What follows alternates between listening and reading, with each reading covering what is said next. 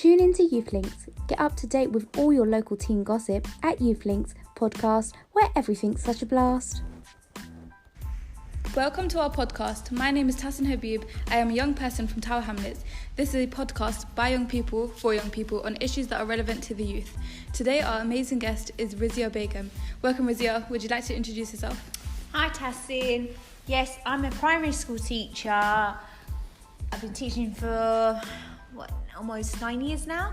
I've just taken a career break last year, and I have had the opportunity to work with YouthLinks, to work with the youths, young people, and do a bit of outreach work with parents. How are you finding that?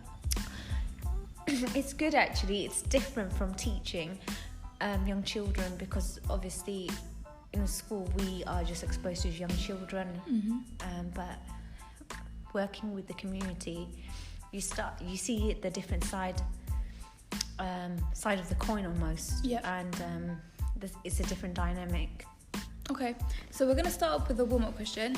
So if you were on a desert island, what are the 3 things you would need to survive? Water. Yeah. Would be the first thing. I guess my son,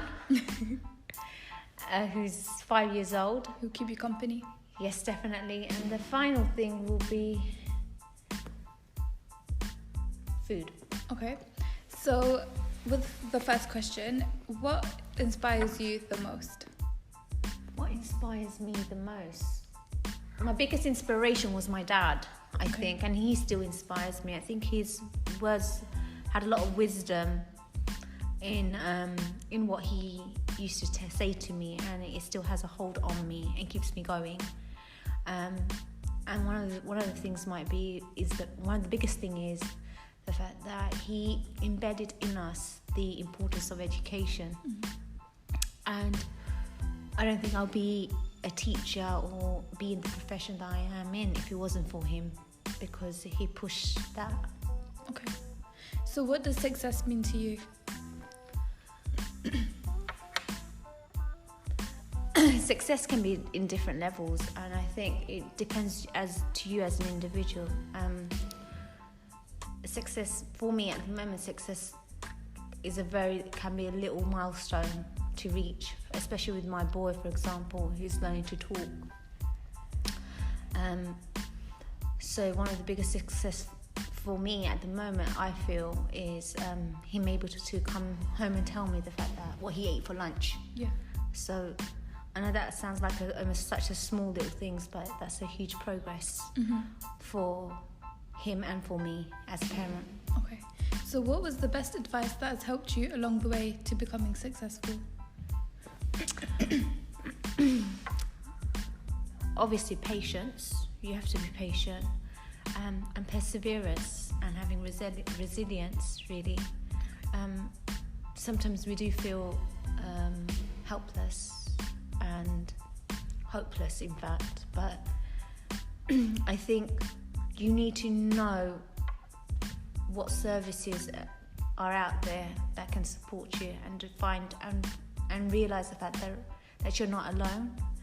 You just have to find the right service, a right platform that will provide you some sort of advice. Yeah. So what do you like to do in your spare time? I love swimming. And I also like to do outdoor activities such as bike riding. That's good, staying active. Yes. So do you feel pressured to keep up with the standards of your job? Yes. When I was in school, we had constant deadlines within the day that we had to meet. It does require you to be flexible as well, as a teacher, because things are constantly changing, and last minute you have to change your lesson plan, or an emergency might creep in and you have to deal with that emergency on the spot. Yeah. So it is about you just having an open mindset. You can't always follow a plan, and you can't always have structure. and you just have to find strategies to support you with that. Okay. So do you have a fond or funny memory from your teens?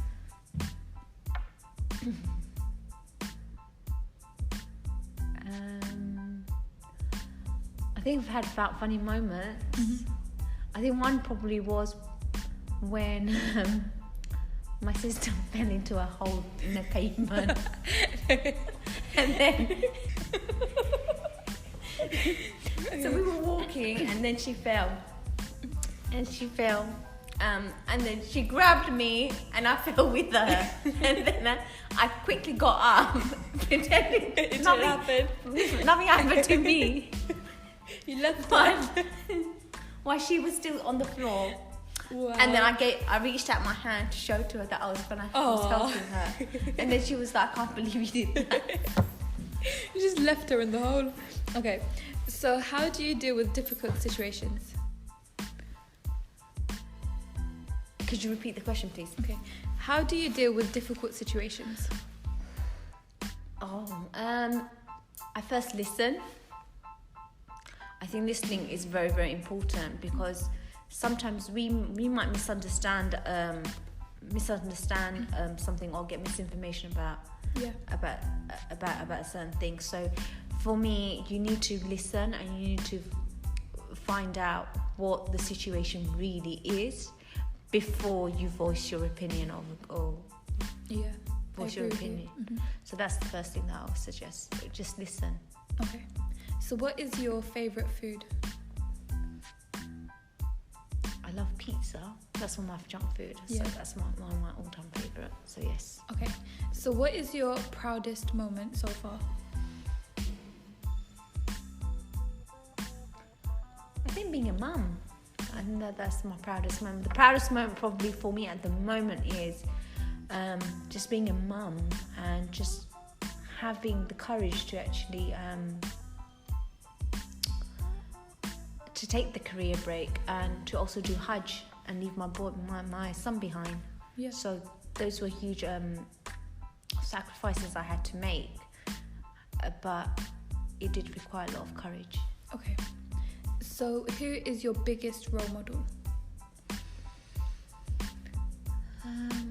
I have so many role models, to be honest with you. I think at the moment, some of my biggest role models will be probably my siblings, my sisters. They're my older sisters, in fact, because just like me, they're professionals. One's a doctor, one's got her own business. She does technical writing. So, and they've got 3-4 kids. Yeah. So I think they are a role model for me, because they show me the fact that it's possible to have everything, to have a profession, but to have a family. But you do have to work hard, because with everything, it's about perseverance and working hard as well. What would you advise to your younger self or other young people?